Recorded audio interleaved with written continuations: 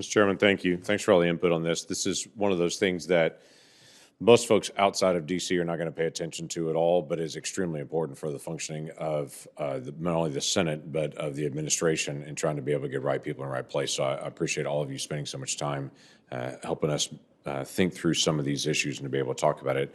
I do want to talk about some different things on this. One of them is for individuals that are going through the presidential nomination process, they have to divest from their business. They have to divest from their stocks and all kinds of things they have to walk away from. And then they spend a year or 2 or 3 awaiting the confirmation process on this.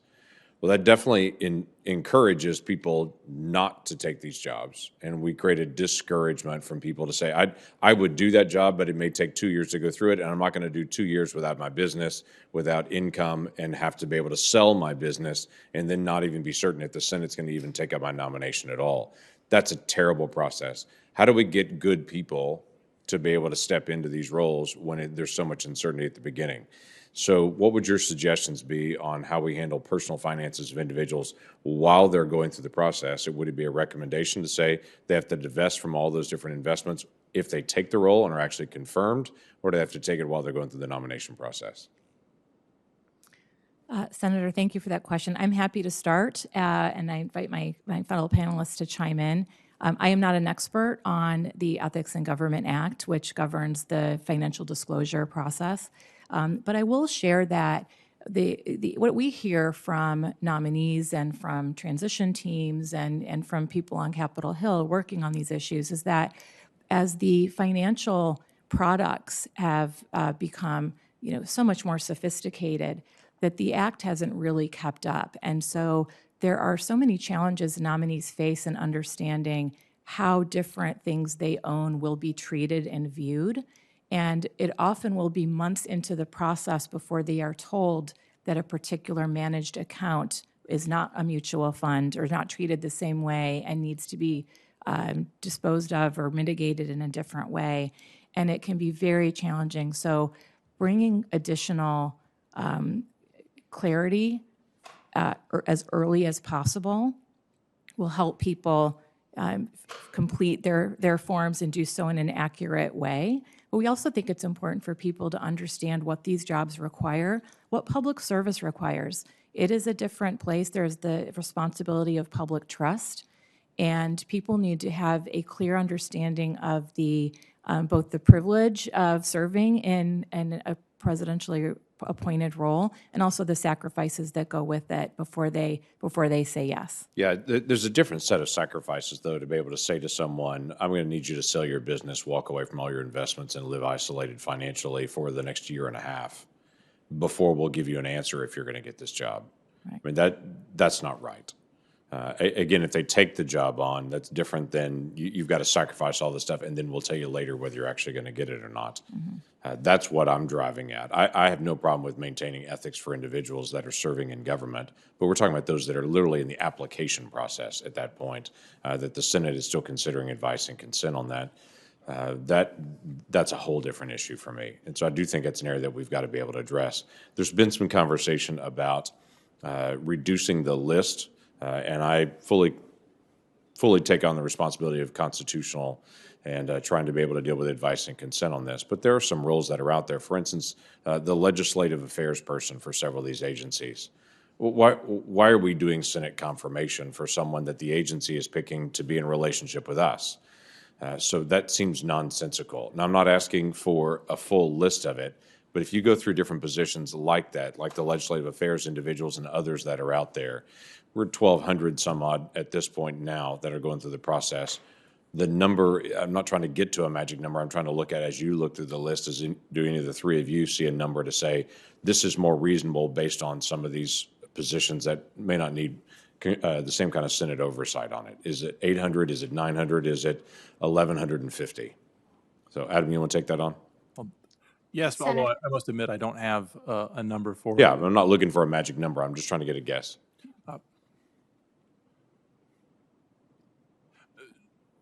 Having highlighted the example of the Office of Legislative Affairs and other agency offices that don't have significant policymaking authority and are primarily either ministerial activities on behalf of the agency head or fact-finding,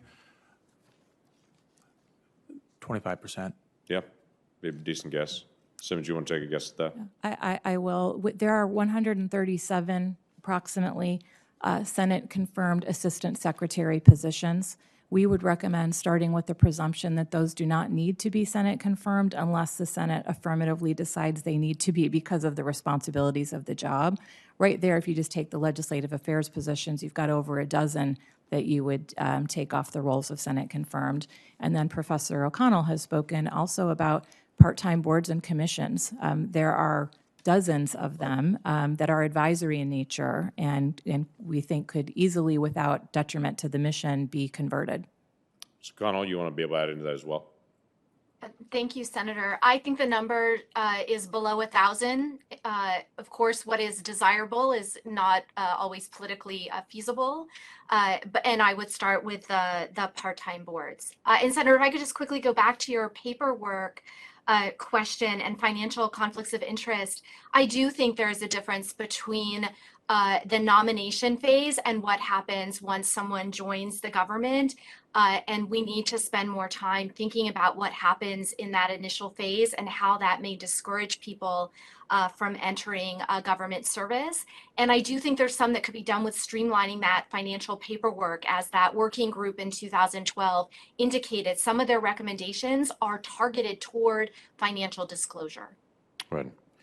Going through the presidential process, the nomination process, is the equivalent of a full-body cavity search through everything in your life and everything in your history and everything in your finances. It's a brutal process for individuals to be able to go through. So people need to know, if you're going to step into this responsibility, there's a lot of background that we're going to look at for those individuals, rightfully so. But then to discourage them from even taking it on, or to have to live without an income while they go through the process, is a very different issue on this. One last question that I had on this, if you don't mind, Mr. Chairman, can I ask one last one on this? I know right at time. And that is the issue of how do we incentivize the administration to nominate people? We've had multiple administrations in a row that have not nominated, for instance, IGs, and they just won't put someone up. That's a problem. Not only do we need to have good oversight of it, but we need administrations to actually nominate individuals to these roles. We have several roles that there was literally never a nomination for it. What would you suggest as far as leverage or engagement to be able to actually make sure we do get nominees for areas where we need nominees? Mr. White. Senator, I guess I could take that on. I mean, right now, as you know, 3 of the 15 cabinet departments do not have a confirmed inspector general. 2 of those 3 do not even have a nominee. The number was even greater in August of 2020, where I believe 7 cabinet departments lacked a nominee for IG positions. So what can be done? So I think these positions where they're either done without regard to partisanship, that's also true for the Undersecretary of Health that we've talked about, Ms. Simmons talked about in the Veterans Administration, is those positions are harder to fill. I think that White Houses turn to the more political positions first. And so I think that the Council on IGs, with regard to recommendations, pressure being placed on the White House, and then cabining who gets to serve as an acting IG, so we don't have some of what we saw in the Trump administration with the firing of IGs and then having acting IGs who are not drawn from other confirmed IGs or from IG staff, but instead are political appointees. And whether you're on the left or the right, Congress needs IGs who either confirmed or acting, who are nonpartisan, doing critical oversight work.